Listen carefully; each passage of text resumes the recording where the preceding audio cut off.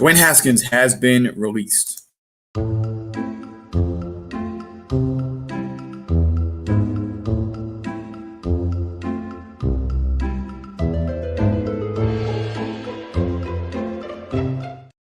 What is going on, everybody? Welcome to the More Than Philly Sports Talk Show. It is great to be here with you on Tuesday, the 29th of December here in 2020, the final week of 2020. We got a lot of exciting things in store for you today. As I just pointed out, Dwayne Haskins just released by the Washington football team early afternoon yesterday. We're going to break that down and more. Also, the final NFL power rankings came out before week 17. We'll break down some of our thoughts on that. And, of course, the Bills last night, no problem, defeating their opponents, the New England Patriots. They swept them for the first time in over 2 decades. With that being said, as always, you're alongside my co-host, Gavin Tony. Gavin, with the brand new setup today, camera's nice and clear, audio works great.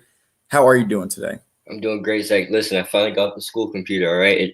Listen, there should be no problems on my end from here on out. But Zach, I feel good. If you're Dwayne Haskins, you don't feel good today. But all in all, we'll get into it. But how you doing? I'm doing good. We got a lot of sports to cover today. We got the Sixers playing tonight at home against the Toronto Raptors. That should be a fun one to watch. Los Angeles Lakers falling last night in an amazing comeback by the Portland Trailblazers who currently sit at 2-1. I'm still not sold on the Blazers. We'll get to all of that later, though. But, yeah, a lot of things going on here in the sports world today. Zach, that last stat right there, that last whole news about the Lakers losing, brought a smile to me today. Let's get going.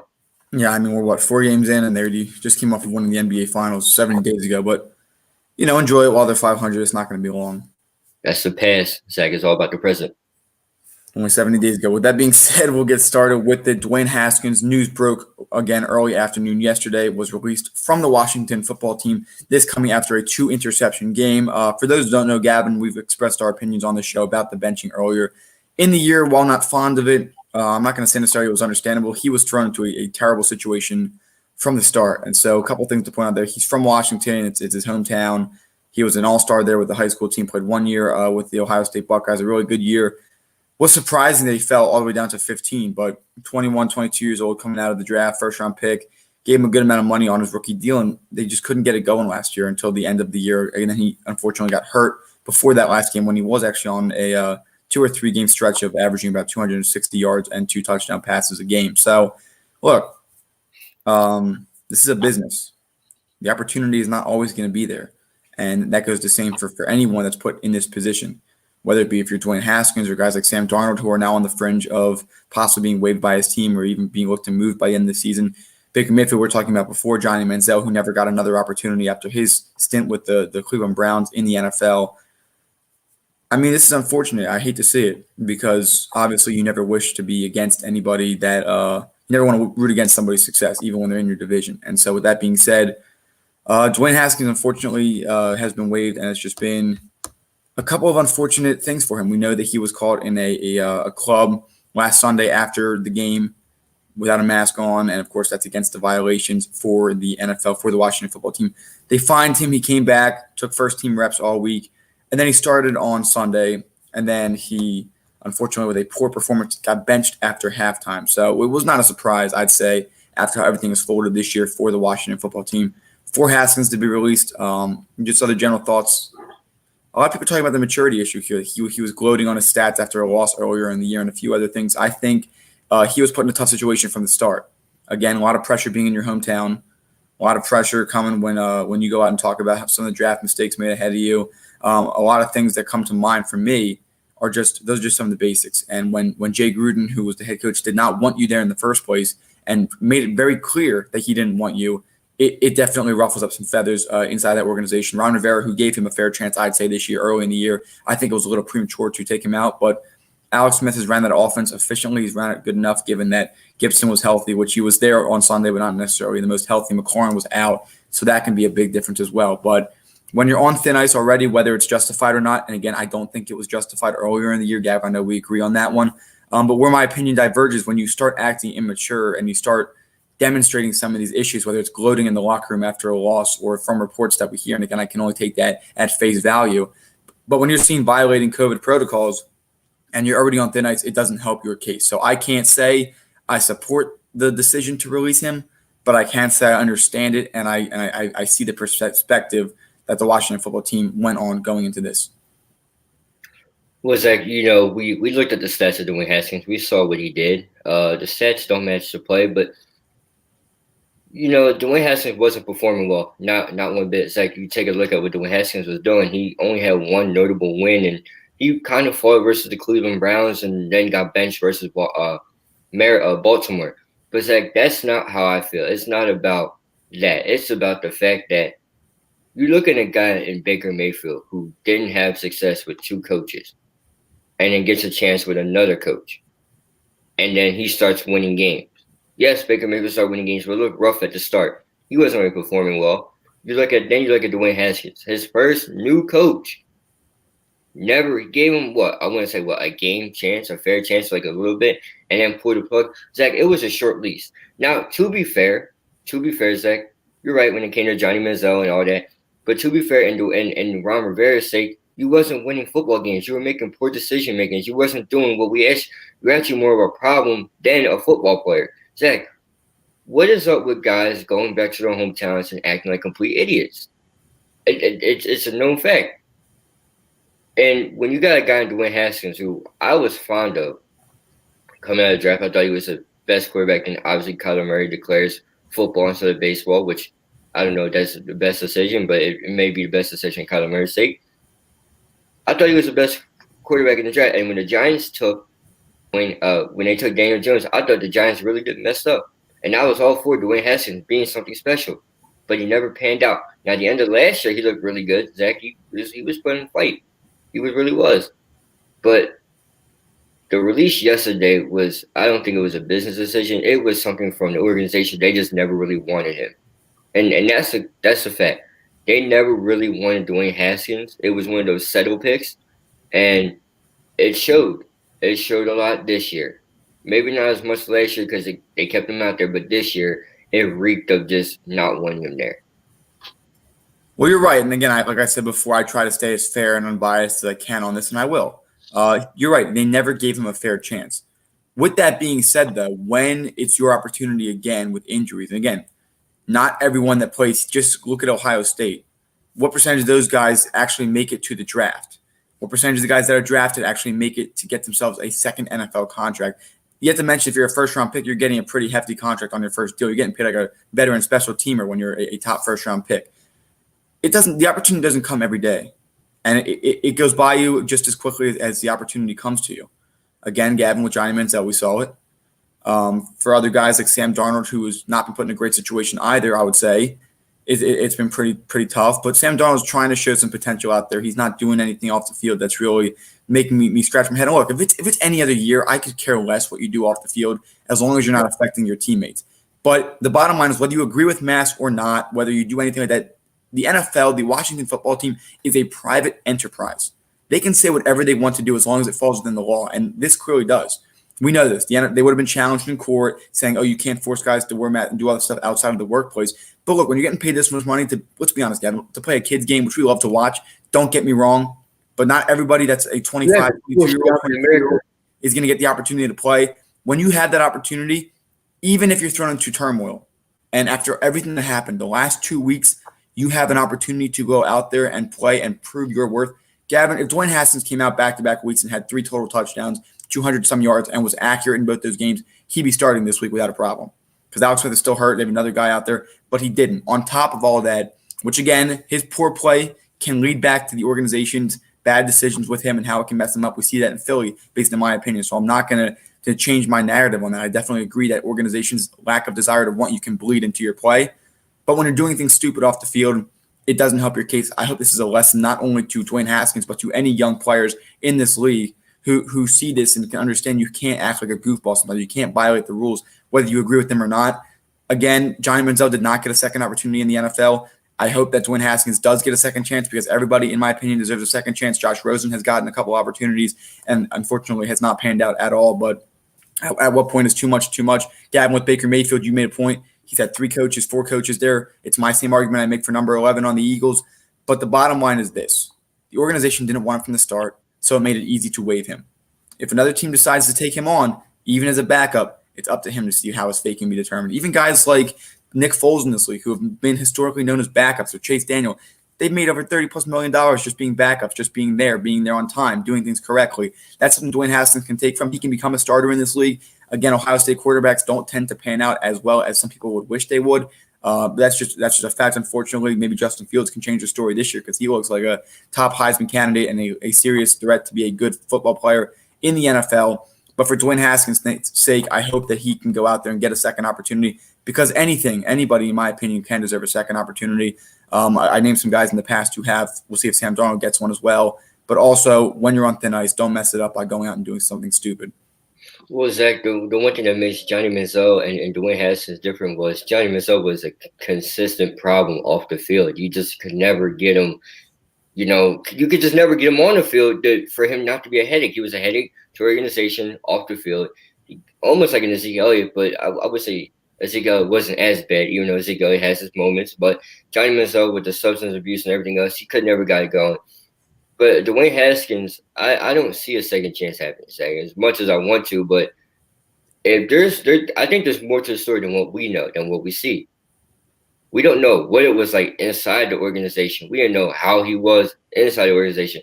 And when teams look at Dwayne Haskins and they look how high he was drafted and they look at how it ended in a snap of a finger, Zach, teams are going to call and say, well, what really went down? And then they're going to say what happened, and that's not going to get another job. DeShone Kizer went 0-16 was lucky to be a backup to Aaron Rodgers and haven't heard much from him since. You talk about Johnny Manziel. I didn't know he was relevant. He's not.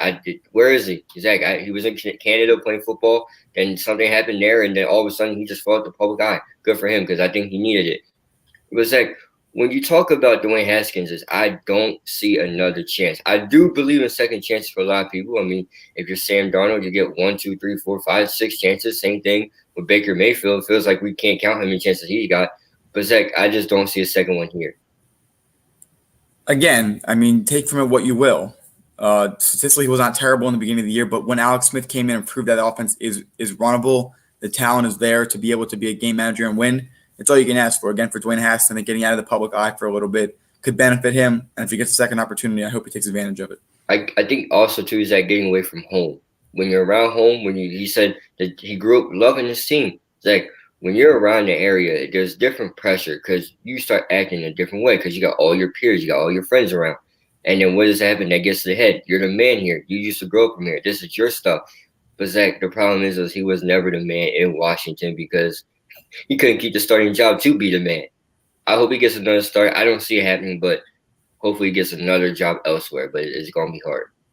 Yeah, he is expected to clear waivers just based on the $4 million guaranteed on his contract. No one's going to want to pick that up. So, look, he can clear waivers. He can be signed to a practice squad for the playoffs. If a COVID incident happens and he needs an emergency quarterback, opportunity's there for him. Again, it's up to him, in my opinion. I'm confident that he will get another job in this league. I will say that because if Josh Rosen can do it, I've seen a lot of guys. Tyrod Taylor, who's battled injuries in his life, Teddy Bridgewater, who was able to bounce back. Again, very different situations, but this is a quarterback-centered league, and you can never have too many quarterbacks. Just ask the Denver Broncos from 3-4 weeks ago. So I do hope, like anybody in this league, especially when you're thrown into a poor situation, I hope that Dwayne Haskins at least gets an opportunity to be a practice squad guy and earn his way from there. Demonstrate that you're a leader. Do things in practice that matter. Bill Belichick said he had all the confidence in Tom Brady back in 2000 just because of how much of a leader he was. It goes a long way.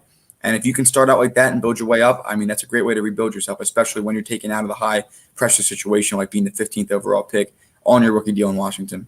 And Zach, you talk about Teddy Bridgewater. Remember, Teddy Bridgewater was a winner, too. All right, he was a winner. He goes down with an unfortunate injury in practice. Zach, I remember this like it was yesterday because I was on my way to North Carolina. All right, my man Anthony, I was going to go down there and go see a game, and we heard the news about Teddy Bridgewater going down with an injury.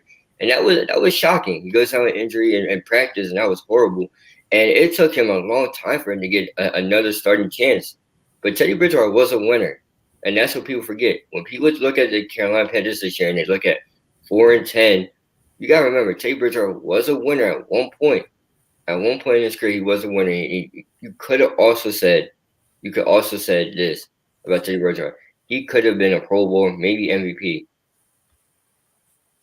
You know, I mean, and on top of all of that, he was a backup quarterback at one point, and because of injury, it thrust him into the starting role. those 5 or so games earned him an opportunity, a contract in Carolina. Not the most expensive, but $25 million or so is not bad at all for a guy coming off of a bad knee injury, trying to revitalize his career. And look, he has his own franchise now, and I'm excited to see what happens there. People are talking about Carolina drafting a new quarterback. I don't see the QB as the big issue there. They need a little more talent on offense. They got to keep rebuilding the defense. I love what Matt Rule's doing down there with that team. If they get rid of Teddy Bridgewater, they're a fool, because Teddy Bridgewater is not the problem. You didn't have your all-star running back for majority of the year, basically all of the year, and then your defense can't stop a nosebleed. So I don't want to hear about Teddy Bridgewater being a problem. I think Bridgewater will be starting. He'll play out most of his contract there, assuming everything goes well. Like the comment said, it's a system, but Cam was also successful in the system. Cam Newton couldn't read a defense at all. Zach, he even came out and said that he couldn't read defenses, but what did he do? I believe Dwayne Haskins could have. If Cam couldn't read defense, I'm pretty sure Dwayne Haskins could have did something down there. If he gets another opportunity, he'll have to be full on to take advantage of it. Now we're going to break it down to Monday Night Football. Yesterday, the Bills pretty handily taking down the New England Patriots. Let's start with the Buffalo Bills side. Gavin, are they the only team that you seriously see as a threat in the AFC to the Kansas City Chiefs? Yes, because they put up points, and their defense and their secondary is there. Zach, we talk about their secondary a lot, and Tre'Davious White and Poyer and the crew. They're shutting down receivers, and they're making them irrelevant. Cam Newton threw 10 passes, only completed 5 for 34 yards. And you could make the case and say, well, there's no one there offensively on the New England side. That's fair. We'll get to that in just a second. You can go back to the Pittsburgh Steelers game. I know I'm not fond of that offense. I know they're overrated and all that, but they did their job there too. They did their job. And Zach, I feel like they have the best secondary, their second best secondary in the AFC to contend with the Kansas City offense. But Patrick Mahomes is a freak in nature. So Patrick Mahomes does put up points. Guess who else puts up points? Josh Allen. This is the 5th game he had 4+ touchdowns. Zach, him and Stephon Diggs are on another tear. And notice how I say Stephon Diggs, because you could have got him in a trade, Philadelphia, but let's throw that out the window, Zach. It's over. He's not leaving. He's not going to come here. But Zach, do I believe they contend with the Chiefs? Yes. Do I believe they win? I don't know. They're going to be looking like if they went out the last week, they'll be 13-3. With that being said, that adds John Brown back to the mix, who has not been in most of the year. Before the year, Pro Football Focus had the Bills as the best wide receiving core in the NFL. Do you believe that today? I do believe it. I do. But there's some other ones I'll put up there. But I can see it. I mean, Zach, you talked about Stephon Diggs, you talked about John Brown. John Brown wasn't there. So you had guys like Cole Beasley and Isaiah McKenzie stepping up. Zach Moss in the red zone helping Josh Allen out. And then your quarterback is arguably MVP caliber and could possibly win it, Zach. I don't know. But they do have one of the best, but I wouldn't say the best. Who do you have number one then? It would have to be the Chiefs. I mean, Tyreek Hill, Travis Kelce, Mecole Hardman, and then Sammy Watkins.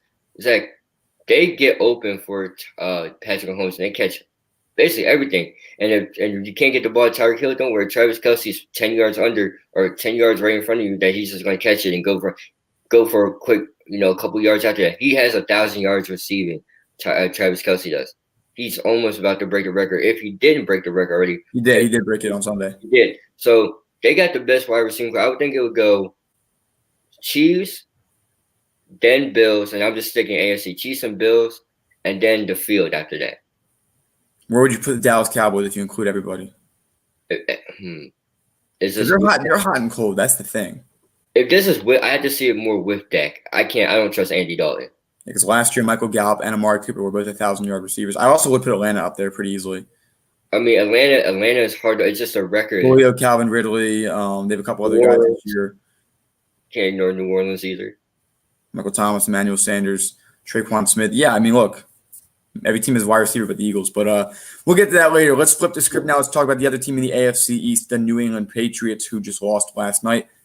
Gavin, what is next for the Patriots? If they lose next week, they will be 6-10 and finish with the worst record they've had under the Bill Belichick era and will miss the playoffs they already have officially been eliminated from the playoffs. They'll miss it for the first time in quite over a decade. Gavin, what is next for them? Well, what's next is to figure out if you want Cam Newton here next year or if you want to go on and move on to somebody else. Zach, there's one thing I won't accept this year, especially coming from New England. I refuse to accept any Cam Newton slander. I mean, Myers, White. Those are just the two leading receivers from yesterday.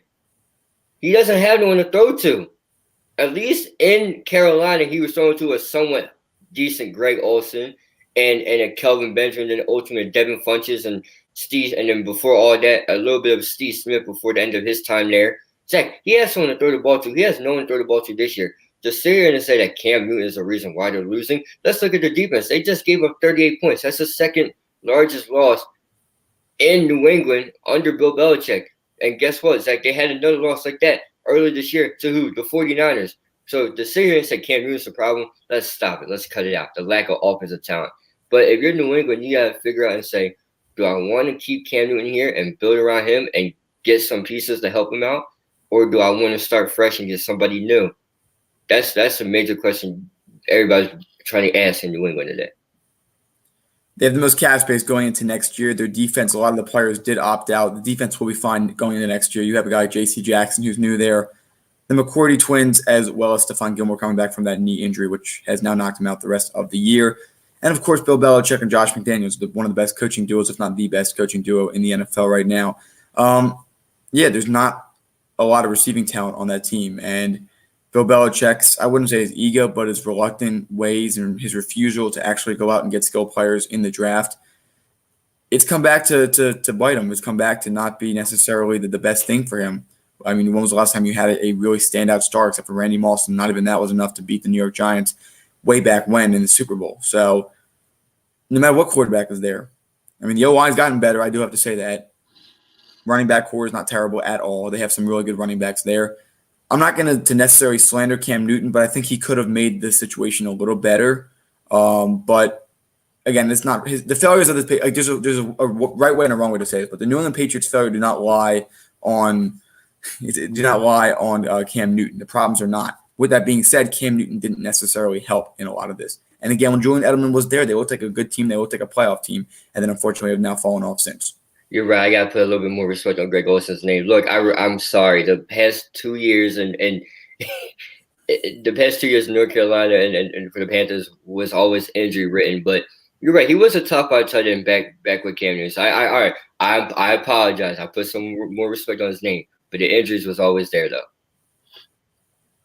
Yeah, for sure. I mean, he was a top receiver the year they went to the Super Bowl. And so, yeah, I mean, what's next for the Patriots? Gavin, honestly, in your opinion, what do you think the Patriots do at quarterback going into next year? Are they keeping Cam? Are they going to try out Stidham? Are they going to draft Zach Wilson? Are they going to trade up? What do you think they're going to do? I don't see Cam Newton being a quarterback there next year. I think they get somebody new. Who? It could be Zach Wilson. It could be Mac Jones. Whoever's going to be there, one of those guys. But they do get somebody new, and they build an offense around the new guy. And what does that mean for Cam Newton? I don't know. Maybe he might stay as a backup there. Maybe he might go somewhere else. But if you're Cam Newton, it doesn't look that good. No, and again, a tough situation they were put in this year. They beat Miami week 1. Week 2, Julian Edelman has a historic game against the Seahawks. They fall short, and then Cam Newton gets COVID, and the whole thing spins out of control. And now they're going to be finishing the year probably 6-10. But with that being said, coming up after this, the NFL Power Rankings have come out. The final ones going into Week 17. We'll get our opinions on some of the notable teams, including the now eliminated Philadelphia Eagles. Stay tuned. We are now offering a new product on our Teespring. Wear a mask in public. We are now supporting a custom-designed mask with our logo on it. Purchase it today, and 10% goes to a foundation of our viewers' choice. It offers a full nose and mouth coverage, single-sided print, includes 2 2-inch elastic ear loops, non-medical grade product, and finally, $1 from every mask sale is donated to a nonprofit to feed children in need. Enjoy today's episode. All right, let's get to it. I mean, when your team's eliminated from the playoffs, it's kind of hard to be interested in some of these power rankings, but we'll get to it. We'll get some notable teams on here. But let's start at the top this time, guys. I know we tend to go backwards, but there's not many surprises right now. Number 1 is the Kansas City Chiefs. Do you think they finished the year 15-1? Or do you think they rest some starters and end up finishing 14-2? Well, Andy Reid said he's going to rest some starters. Mostly Patrick Mahomes is going to be part of that resting starters. I don't see they go 15-1. I think they go 14-2, which will be okay. Look, still better than anybody in the whole league. So 14-2, I don't see no one topping them, and I see the starters that do start most likely get taken out after halftime. Yeah, I mean, we'll see if they can finish out 15-1. The last team to do that, as we pointed out in the last segment, Cam Newton's Carolina Panthers. So, as of right now, number one, are they still your favorite to win the Super Bowl? Yes, yes, they are. Zach, you look at them. Yes, they got out the slow starts the past 2 to 3 weeks, but they still finished the game. It's not about how you start; it's how you finish. They flip a switch. It's like they were down 21 nothing to what the Texans, and they flipped the switch, and you never would have believed that they were down. They scored 2 touchdowns in what 30 seconds, under 30 seconds, something like that. It's beyond me, Zach. I'm gonna pick Patrick Mahomes because one, they're the defending champs, and two, they got better than what they were last year. You're right. I mean, I don't know how they found a way to do it, but bringing in a couple other guys, we know right now Le'Veon Bell is the leading back with Clyde Edwards-Helaire injured, but he'll be expected to be back for the playoffs. They have an abundance of talent. They secured the 1 seed. They get that first round bye, which is important considering the second overall seed does not get the bye anymore. And then, home field advantage throughout the playoffs. We'll see if they can live up to the expectations. Only loss this year so far was to the Raiders. So, coming in at number 2, the Green Bay Packers. Gavin, are the Packers your favorite in the NFC? I don't know, Zach, because every year we talk about the Green Bay Packers and the NFC, and we talk about how there's a chance that they go all the way, and they don't do it. Last year they ran into a great 49ers offense and defense where they just got the ball, Zach. It just didn't look pretty in the NFC Championship game. There's a better chance this year. The road goes through Green Bay as long as they keep winning.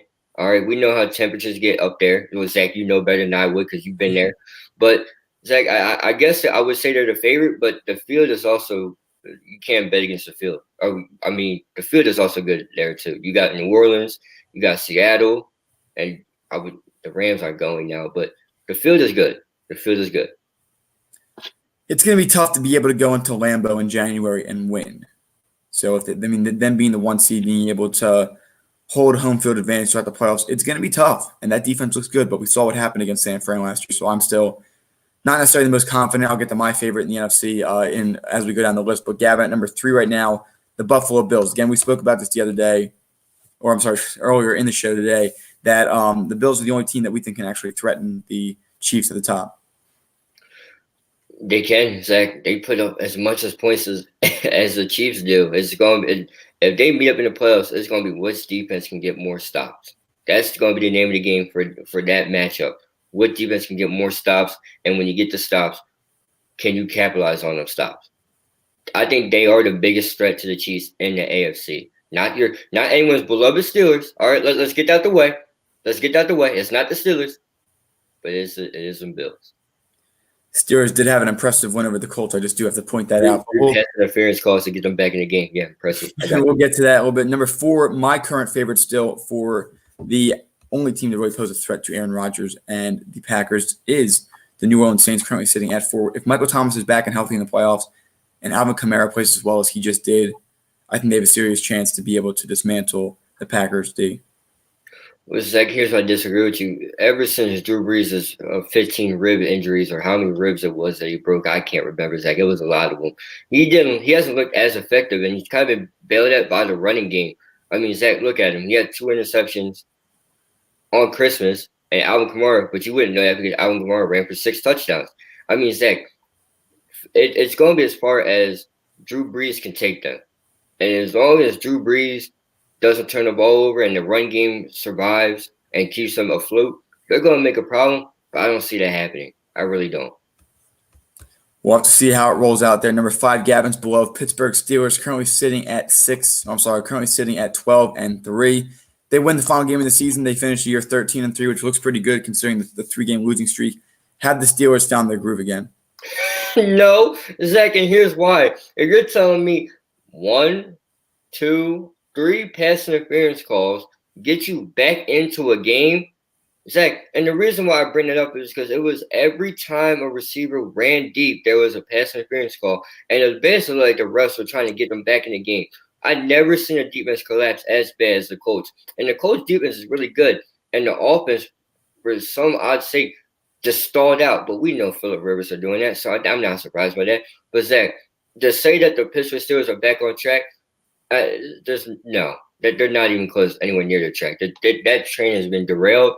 And Zach, what they do? They go back to making TikToks. You win one game, you go back to making TikToks. How about you focus on winning another game again? They play Cleveland final game of the year, which could potentially be a win or go home for the Browns. Coming at number 6, a team that could still possibly miss the playoffs, the Baltimore Ravens. If they lose this final game against Cincinnati, they're more than likely going to be eliminated from playoff contention. Look, Cincinnati's played really well the past few weeks, so I wouldn't count them out. Gavin, Ravens at 6. I like it. Look, Zach, we asked for Lamar Jackson to step up. Lamar Jackson was on the outside looking in. You said 11 or 10 wins is going to be the deciding factor to get into the playoffs. Well, Zach, look at it. He got the 10. All right, he needs one more for 11, and he's in the 6th seed right now, which means he's in. If he wins, he's in. If he loses, he's out. Maybe if he gets a loss by the Browns, he might stay in. But Zach, where they're sitting at is perfect. All right, they're looking like their old selves. They're not as dominant as they were last year. We don't know. I don't know where Mark Ingram has been, but J.K. Dobbins has really came on the past 2 to 3 weeks. Yeah, no, I mean, that run game was key last year. It's going to be key this year. That defense also, which has been rather disappointing at some points this year, needs to continue to step up as well and secure them an easy win next week, and that should put them in the playoffs. All right, we'll go through these next few. Number 7, the Seattle Seahawks. Look, I'll be honest, I've not been fond of Seattle all year after Russell Wilson cooled off because he's that team. But that defense has stepped up really big in the past few weeks. And I have to say, I'm impressed with how they've played. They're getting to a point where if Russell Wilson can play like he was early in the year, they have a chance to threaten the Packers. Was like I think Russell Wilson should change his IG name from Dangerous Rush to Average Rush because that's what he looks like. He doesn't look as dangerous anymore. No disrespect to him, but I'm just calling it how I see it. That defense is dangerous. Zach, Jamal Adams is healthy now. Bobby Wagner is healthy. You're getting all your pieces back. You got you got Shaquille Griffin back at corner. It's going to be interesting to see how they're going to be able to play in the playoffs. But it always relies on that man Russell Wilson. If Russell Wilson can go back to what he was doing earlier in the year, they could be a biggest threat to Green Bay. Yeah, no doubt about that. Run game's got to be more efficient. It's been struggling the past few weeks. More pressure piles on Russell Wilson as it has at the end of the year the past few years. I've seen this too many times. But that defense does look better. And like you said, Jamal Adams is healthy, and that's going to be a threat. So now at number 8, the Tampa Bay Buccaneers, after whatever you want to call that, on last Saturday against the Detroit Lions. Are you buying the hype, or they just played a really bad defense? Well, I'm not buying the hype, Zach, because they haven't really beat anybody with a good defense. Zach, look, you lost to the Saints twice. You beat up on the poor Falcons who collapsed on themselves again. You beat up on the injured Detroit Lions or anything Detroit Lions. Zach, there's nothing to believe here. They have to start from finish. They start too late, Zach. They get going in the second half. They play 30 minutes of football, not 60 minutes. They play 30 minutes. Like Bruce Arians says, why can't we play 60 minutes of football like this? Why don't we have to play 30? Well, the reason is your offense takes forever to get going. But Zach, I'm not buying it at all.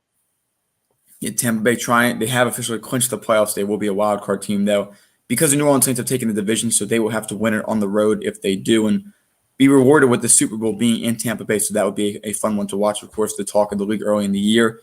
At number 9, Tennessee Titans. Still in the top 10. I'm still very big on them. It was a tough game. It was a snowing environment, but I still think the Titans are a top 3, top 4 team in the AFC. As long as Derrick Henry's running the backfield and Ryan Tannehill's not turning the ball, he actually looked pretty decent. Ryan Tannehill did in Green Bay in a snowy environment. Zach, my only problem with Tennessee this year is their defense. They weren't able to get off on third downs a lot earlier this year when it came against the Steelers. They really couldn't do it. You get a clutch stopper in Baltimore where then Derrick Henry runs in for the deciding factor. But as long as King Henry's still running the ball, you can't bet against them. For sure. And so the next team on our list at 10 is the Cleveland Browns. Now, they were 10-4 going into the week. That's almost certain to make the playoffs. You drop an embarrassing game to the Jets, which the Jets have been playing better, but no, they're still not a good football team. With all of that being said, at 10-5, there's a pretty good chance you don't make the playoffs. All that has to happen is this. Cleveland loses to Pittsburgh, which is more likely than not. At least I would say so. And Gavin, you might disagree, but I still think Pittsburgh has Cleveland's number. And all the Colts have to do is beat the Jacksonville Jaguars, who just got embarrassed by the Chicago Bears last week. Now, if the Ravens drop the game to the Bengals, that would put Cleveland back into it. If the Dolphins drop their game to Buffalo, I think that Miami's still in it, so that doesn't matter. But the Colts are going to win.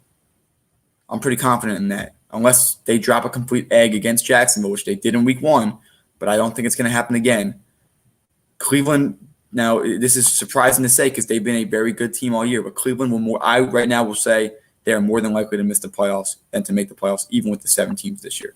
Well, Zach, they did have no wide receivers last week, so to give Jets credit, that's kind of hard to do, especially Baker Mayfield in the run game was there, so just the fact that they barely got anything going on the ground was surprising to me. Zach, if the Cleveland Browns missed the playoffs after the year they had, what did that say about Baker Mayfield? I had to ask. He doesn't say anything about him. It just says how competitive the AFC is this year. 10-6 is not a bad record. That wins divisions in half division in this league. That would easily win ours this year. But Zach, I'm pretty sure 8-8 would win ours. So 7-9 is going to be the deciding factor for us. But that is true. Possibly 6-10, depending on what happens in Dallas and New York. But Zach, back to the Browns. If you're Baker Mayfield and you know everybody's on you, especially about your commercials, you have more commercials than wins. You have no choice but to go out here and perform and win. You have to win this game. You can't make your head coach look this bad, where he goes 10-6 or 11-5. If you go 11-5, you're in. If you go 10-6, you're out. Zach, there's no knock on Kevin Stefanski and what he's done, but it would be a failed mission if you do all this. Your run game looked as great as it did all year long, even without Nick Chubb for a little bit, and you still missed. And we'll show you how pivotal that Monday night game was between the Ravens and the Browns, given that Lamar came back and had led a game-winning drive that ultimately would cost them the playoffs. And again, if the Ravens also lose to the Bengals, and I pointed that out already, the Browns would still be clinching the playoffs. So they'll be screen watching if they can't pull off that win on Sunday, which is pretty likely in my opinion. Lamar Jackson pulled a Paul Pierce and came back and threw a touchdown. All right, scrolling through some of the other ones. At 12, we have the Miami Dolphins. At 13, Los Angeles Rams. Cardinals, 8-7. 14, Chicago Bears at 15. If the Bears win and the Cardinals lose, they're in at 8-8. 9-7. Gavin, what are some of your thoughts on the Bears' possibility of making the playoffs? Well, they don't deserve to be there because your coach did a stupid decision, which was take out your red-hot quarterback, who luckily came back and still was red-hot. Zach, they've been arguably the best offense in the past 3 to 4 weeks scoring-wise. They've been putting up a lot of points versus bad defenses. Versus bad defenses, if I may add. So I don't know if I really want to buy into that hype. Zach, I don't see the Bears make the playoffs. They don't deserve to make the playoffs due to the fact of the head coach the same. You start off 5-0 and then you lose 5 out of your next 6 or whatever it was. It's a crazy stat. But Zach, I don't see the Bears making playoffs. I see the Cardinals going, and I see the Cardinals winning this weekend. Oh yeah, they're going up against the injured Los Angeles Rams. That should be a win for them if they want to prove that they're serious and they want to know why people don't take them serious because you can't win big games. And let's see if the Cardinals can do that this week. Another notable team on here at 18, Gavin, the Las Vegas Raiders. They fell off the face of the earth really quick after beating the Chiefs. It's the same thing every year, Zach. Week 15, you're in contention. You lose, and then you lose. Or excuse me, week 14. Go back into last year, Zach. They weren't eliminated to week 16 or 15 of last year. This year, they were eliminated the same thing. The Raiders can start, but they can't finish. And that's a deciding factor of this season is they can start, but they can't finish. Why? I don't know. Maybe it's Derek Carr. Maybe it's the young defense. I don't know that. But I will say this. Where they're sitting in the power rankings, they should be a little bit lower than that because of how this season finished. Yeah, no doubt. Josh Jacobs suffering injuries in and out. Defense not that good this year. Nelson Aguilar had a pretty good year for them, so that's kind of a gut punch for the Eagles fans. But look, they have another year. They have Mariota back there if they want to make that QB change, which I thought would have come this year at some point. But I wouldn't point Derek Carr out as the biggest problem. They have a couple other things they want to take care of because they started out really good. And unfortunately, they fell off again. But another notable one here, of course, the Philadelphia Eagles at 4-10-1, ranked 26. Now, it's a couple teams worse than them. Denver, Cincinnati, Houston, Detroit, New York, and the Jaguars. So that is the definition of the basement, Gavin. The Philadelphia Eagles are in the basement. It's all right. In the basement, it's all good. Next year, they won't be in the basement. They'll be hopefully in the top 15, I hope and pray for next year. But all in all, Zach, this is a rebuild year for a lot of the teams in the basement or a year of injuries that kind of define some teams' season. Zach Eagles to be exact. But no, you're the Jacksonville Jaguars. You're on the clock. Let's get Trevor Lawrence. The Eagles, hopefully you get rid of Howard. All right, Zach, it's not Howie, it's Howard. And maybe you get rid of Doug Peterson too. He sounded mad confident about his job next year. I know I'm not too fond about it. Zach, I know where you stand on it. But all in all, Zach, the power rankings show, or the basement shows how everybody, it's either injuries or rebuild. That's what the basement really is. Yeah, no doubt. And one of the biggest shockers that I would say this year is the Houston Texans. But you trade away your best wide receiver on the team for almost nothing. You end up firing the guy who did it. So was it really worth it? I don't think so. But that's been the story of the Houston Texans this year. Coming up after this, talking about the NBA, James Harden just playing absolutely insane. Despite the 0-2 start, he has a lot of high praise for his head coach. Does that mean he's staying? You'll find out after this. Would you like to know how you can support the More Than Philly Sports Talk Show? If so, head down to the comments on our YouTube channel. You will see 2 links there. The first is our Teespring, where you can see a wide variety of apparel products, including our signature product, the More Than Philly Sports Talk Show sweatshirts, offered in a variety of different colors, including gray, navy blue, and more. Finally, we have our Patreon page, where you can become a monthly donation member. 10% of all donations go towards an organization of our viewers' choice. We hope that you enjoyed today's episode, and if you can't donate, that's okay, because you can always share this. Welcome back here on the More Than Philly Sports Network. It is that time of the day around the NBA. Gavin, a couple of notable scores from yesterday. The Hawks continuing their strong start against the Pistons, 128-120. Gavin, is Trae Young your current front runner for the MVP? He is, but I'm still going to roll with Kevin Durant. But, Zach, he was perfect from the free throw line yesterday, 15 of 15. Zach, if Trae Young could continue this play and the pieces around him can work together, they could be a problem in the East. Like I said, 7th or 8th seed at best, and it could be one of those trap series, Zach. For sure, 7-2. I can see it 100%, given that they are currently 3-0. Hot start for the Atlanta Hawks. Grizzlies beating the Nets yesterday against Spencer Dinwiddie out with a partially torn ACL, out for the year. That news broke immediately following our show yesterday. But no Kevin Durant, no Kyrie Irving, although the night before they were both in and their team lost. Gavin, their depth is going to start to get tested. Do you think that they will be able to continue to push through and have success, or will they begin to fold? The depth will be able to withstand. They're gonna have some bumps in the road at the beginning of the year because obviously the bench always does. You guys see what you're working with. I mean, you have Carabit. I wasn't gonna try to say his full name, Zach. That's hard. But Carabit had 21. You got Joe Harris with 14, and then you got Spencer Dinwiddie, Karis LeVert with 28. Zach, their depth is here. They can put points up. It's just, can they win games? Zach, this is a chance to win, but I think they fell just a little bit short. And Ja Morant went down with an ankle injury. That was a little bit scary. X-rays came back negative. So if you're Grizzlies, you you dodged a big bullet, but you still don't have Jaren Jackson.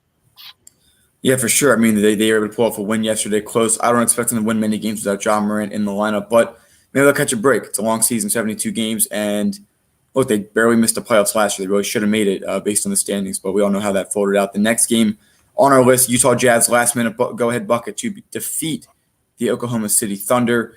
The Thunder are not looking terrible yet.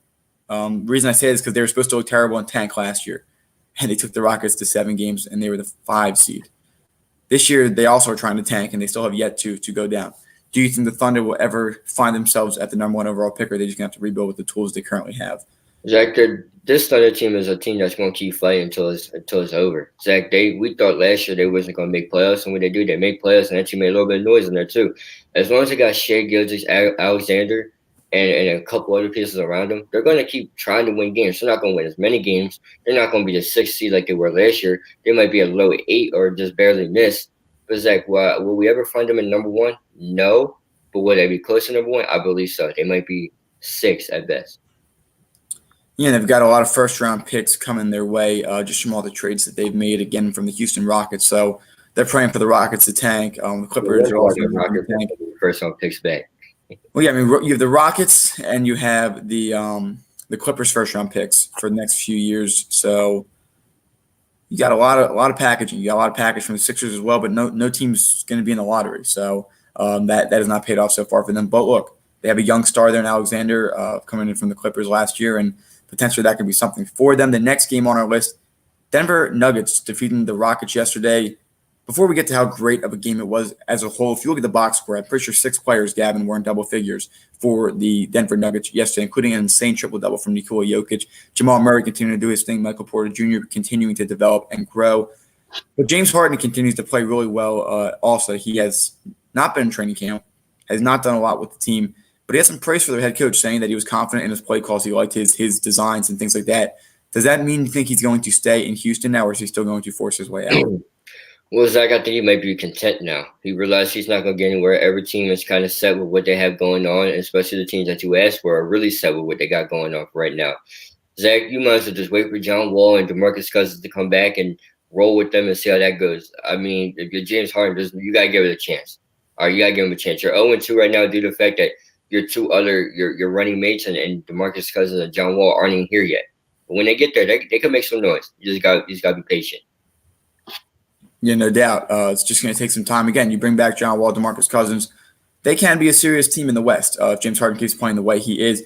And then finally, Gavin's probably favorite game of the night, Portland Trail Blazers posing an insane comeback, outscoring the Lakers in the final quarter, 31-22, to win 115-107. And nothing better than waking up this morning with Gavin sending me a direct message on Instagram of Derrick Jones Jr. blocking LeBron James. But it's one game. Emotional, I imagine, being knocked out of the playoffs. But you can't ignore what's going on in Portland with C.J. McCollum, 20 points, and Damian Lillard, 31. Gary Trent Jr. off the bench, 28 points. Again, not much production from the rest of the starters on this Blazers team. But, Gavin, I'm still not sold on the Blazers. I don't think they have the depth. I think putting everything on Damian Lillard's back eventually is all going to fall through, even with C.J. McCollum trying to do something. They're trying to replicate the Splash Brothers, but it's just not working the same way. What are your thoughts on Portland? Can they still make a playoff push? Well, you got Rodney Hood back. That was somebody that they missed last year due to injury, and Carmelo Anthony didn't play yesterday. Yes, Zach Melo did not play yesterday. But Zach, when you look at this team and you look at the depth they have, all right, the guys may not be the best, but they are underrated defensive team.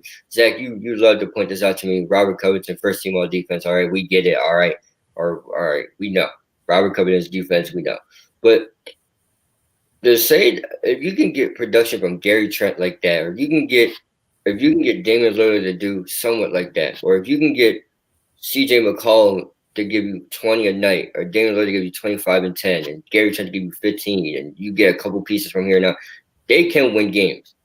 All right, and if you can get somewhat production out of Hassan Whiteside, which I don't know what the hell he's going on, but Zach, to say that Damian Lillard has to take it all, he will have to, but that's the role of the star, right, Zach? To take on all the pressure and they're asking way too much of him when the rest of the starters combined for 19 points outside of C.J. McCollum. Of course, I'm not disagreeing with you with that, but I'm just saying when you think of how this team is built and how this team is played, they answer really well. C.J. McCollum can give you 50. He gave James Harden 44 the other night. Yesterday on the show, Dom did not want to hear that.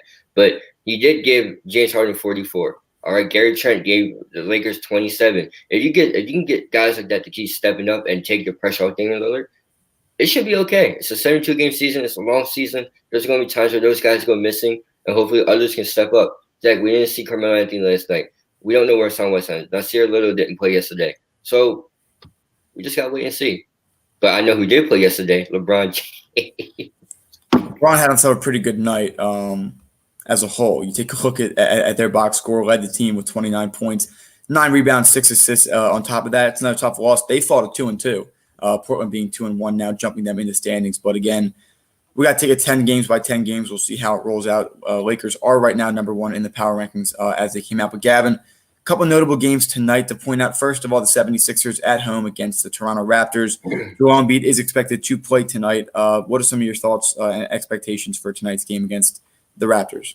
Keep giving the ball to Joel Embiid. That's what's working right now. Zach, he's playing out of his mind. He's playing aggressive. I like it, but you got to get Tobias Harris and Ben Simmons going. Doc Rivers, if you hear me, if this gets to you somehow, some way, get them going. All right, Zach, think about it. If Ben Simmons is aggressive, he can give you 26. If Tobias Harris can hit shots, he can give you 20. Zach, he averaged 20 points last year. That's what not a lot of people remember. Shake Milton and the bench is going to continue to get better. So just remember that. Just remember that, Zach. I think they're going to win tonight. I don't think it's going to be a close one. I think the Sixers win by 15, but it's going to be a close one throughout the whole game. Like the Sixers always do, then they turn it up in the third quarter. Yeah, I'd like to see Ben Simmons be more aggressive too. I expect at least 20, almost 20, 17, 18 points, and of course his usual 10 or so assists, 10 or so rebounds. One of the most versatile players in the league. And then another game, just going through this list, the Golden State Warriors, Detroit Pistons. Pistons, the worst team in the league. Golden State Warriors coming off their first W of the season. Gavin, what are your expectations tonight? Just don't lose to the Pistons. All teams. I asked for the Warriors not to lose tonight. Steph Curry dropped 36 to win in the last one versus the Bulls, and they barely won that one. But Zach, when I look at this game tonight, this is a game where I think James Wiseman will feast and have a great night. Actually, have a rookie show out. I think James Wiseman will have 27 tonight, 27 and 15, and Steph Curry will have a nice 23 and 10. But in order for the Warriors to be successful, it has to be coming from the stars. And when Draymond Green gets back, I think defensively they're going to be a little bit better. Yeah, that's the big factor when it comes back to the ability to delegate. But Gavin, what are your thoughts so far this season on having Kelly Oubre? He's like 0 for 40 on non-dunk attempts at this point. How is it with that addition? I just take a deep breath. Zach, I saw a stat that said the guys replacing Klay Thompson, which is Kelly Oubre and Andrew Wiggins. Zach, did you see the stat? It wasn't anything to brag about. I think there are 2 for like 20 something on threes made between the both of them. That's terrible. 3-point shots are going to be tough. You got to somehow find a way to get Kelly Oubre going without dunks. Andrew Wiggins, you got to show up at some point. All right, this is unacceptable. This is really unacceptable. But Zach, like I said, the Warriors are going to be better. They're not going to be a top 3 team like we said they were going to be before Klay Thompson went down. They're going to be a low 6 and down seed in the West, but they could make a playoff. Depends how it looks when Draymond Green comes back. If they don't look good with him back, I'm going to be really worried for the Warriors to be lucky to get to 500. It's tough when you lose who you say, Gavin, is the best player in the NBA, and Kevin Durant, as well as Klay Thompson, one of the best shooters in the world at the moment. So that was the bread and butter. Draymond, Klay, Steph. Of course, you had a couple other guys there that were part of it. You had a great bench as well then. You had Andre Iguodala coming off of the bench, who I'm sure Max Kellerman still thinks should take the final shot. But with all jokes aside, I think it's important to acknowledge how talented that Golden State Warriors team was during that run. Is it over? During the summer, I didn't think it was over, but right now it's not looking pretty for them. I have to wait till Klay Thompson to come back to see if it really is over or not. Remember, Zach, they won with just Steph, Klay, and Draymond Green and a great bench. Now you actually have a true center that could possibly be one of the best centers in the league, or one of the best young centers in the league when his career starts to really take off. Zach, I'm not worried about the Warriors. They're going to do Warriors things. They're going to be resilient. As long as everybody stays healthy, they'll be okay. Yeah, I mean, it's a competitive year. It's not a cakewalk. It never really has been for Golden State, except for when they were able to sweep the Blazers. But even they get in trouble late in those games. So I don't know. Golden State definitely can make noise if they get into the playoffs with some of the experience they have. But I'm going to have to wait till Draymond Green comes back. And then Gavin, as you pointed out, next year trying to have Klay Thompson back. They're just trying to acquire as much talent as they can. Kind of a positionless starting 5, I'd say, with like 3 forwards in there. And then you have, of course, your point guard and your center. So how it rolls out, we'll see. Again, tonight they play in a game that they probably should win, considering that the Pistons are considered the worst team in the NBA. But anything can happen. And now the final game on our list, the Miami Heat, who are currently 1-1 against the Milwaukee Bucks, 1-2, a pretty much a revenge game for Milwaukee after getting taken out by the Heat last year in 5 games. Gavin, do you expect the Bucks to have a win tonight?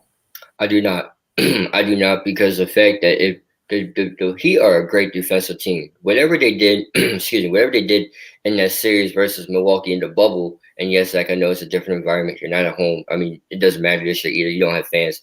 But Zach, whatever they did to Giannis in that bubble before he went down, they're going to do it again, and they might come up with something even better. If Bam Adebayo is healthy and playing tonight, I pretty much don't see, unless Chris Middleton comes out and has another great game, I pretty much don't see the Bucks winning tonight. Not one chance. Well, the team's different than last year, I'd say. You have Chris Middleton back, which is the same thing, but he looks more consistent, at least in the regular season, which is what tonight is. And then you also have Jrue Holiday, who's been hot and cold so far in his 3 games. It's been a little shaky, but look, I think that he could give Tyler Hero or whoever he's put on to defend some trouble. And that was a big thing last year. Jimmy Butler's also still a little tired. You've seen it before. But like you mentioned, Bam Adebayo is going to give you a lot of trouble tonight. However, I am going to go with Milwaukee. I think they do win a revenge game. Giannis is a man on the mission. I don't think that they are better than Brooklyn at the moment. That is subject to change, but I think that tonight they pull off the win, which right now it might be viewed as an upset. I don't know. People aren't really buying high on Miami right now. We can't ignore what they did in the bubble, especially considering that they took the Lakers to 5 games. And so how it rolls out, how it plays out, those are going to be the essential questions. And look, Milwaukee, they lose tonight, they're 1-3, and that puts them in a hole early. A 1-3 start after a guy that just signed a supermax deal who was unsure about wanting to come back. That wouldn't be a good look if you're the Milwaukee Bucks as a whole. But Zach, Miami, this is not going to be upset. Miami, we had to get them respect. Zach, if Bam Adebayo doesn't go down, Gordon Dragic doesn't go down, that series goes to 7, and ultimately Miami wins. So let's get that out the way. But I would not say that at all. Well, Zach, I mean, you look. I know you're a LeBron guy. I'm gonna call it how I see it. The Lakers were the better team in that series. They might have been, but Zach, the defensive team was the Heat. The Heat were the better defensive team, and they were going to figure it out after a while. Jimmy Butler was playing mad overload minutes, but all in all, Zach, it was a great series at the end. But that means they can go back to running the East. They got out to a slow start last year. The Heat did, but they ultimately picked up as the year went on. And they were the 5 seed. They weren't a top seed going into the playoffs. Exactly. They beat the Pacers easily in the first round. They go on to shock the Bucks, and then they go on to beat the Celtics in a fair amount of games, and they go on and they unfortunately fell in the finals to the Los Angeles Lakers. Of course they did, the Lakers. But Zach, they started to a slow start last year, and the defense kind of kept them in games, and and Tyler Hero's progression over the years last year was pretty good, and ultimately that's where it got to where they ended up to be, which is the finals. Zach, I could see them winning tonight. I wouldn't be surprised if they lose, but I could see them winning. It's going to be a good game. I know that for sure. Hopefully I'll be able to tune into that after the Sixers game. Hoping for another win from the Sixers. They would rise to 3-1 and continue to take over in the Eastern Conference potentially as we move forward. But the Cavaliers also playing the Knicks tonight. Cleveland, who's off to a 3-0 start. Are you buying Cleveland stock right now, Gavin? No, I'm not. You play a Joel Embiid-less Sixers, which shouldn't be a big knock on the Sixers because they do have star talents, but Andre Drummond at 24-14. Do you think he gets set with Joel Embiid there? I don't think so. I'm not buying this. I'm not buying the hype. Zach, that's just one of those teams that are just looking to play for the play-in tournament. But all in all, Zach, I'm not buying their hype. Yeah, I mean, they play the Knicks tonight. That should be a game they should win if they are better than the Knicks. We'll find out. Again, the Knicks coming off of that 20-point upset against the Bucks, but fun part of the NBA, anything can happen on any night. That's why there are series and best of 4s. With that being said, Gavin, anything else you wanted to get in before the end of today's show? Real quick, Zach, there's one more game on TNT tonight. Pelicans and Suns, 2-1. Both up-and-coming teams. I like that one. That's going to be a great matchup, a pretty much equal matchup. You want to be honest, Zach. You got Lonzo Ball versus Chris Paul. You got Zion versus whoever is going to be guarding Zion, and then you got Brandon Ingram versus Devin Booker in the crew. So it's a fairly even matchup. I'm excited to watch that one. I think that might be the game of the night. No doubt, I do agree with you. That will be a lot of fun games tonight. It's Tuesday. We are back in winter. We're getting NBA basketball back. It'll be fun. Coming up tomorrow, we do have a special guest coming on to talk about the NFC East, a good friend of the show, New York Giants fan, as well as we'll be breaking down some of the golf world from his perspective. With that being said, everybody, thank you so much for joining us today. Have a great day. Have a good one, everybody. If you enjoyed today's video, make sure to like, comment, and subscribe if you haven't. In addition, hit that bell icon and set it to all to get reminded of when we go live and when we post excerpts of our videos. Again, thanks for watching. Have a great day.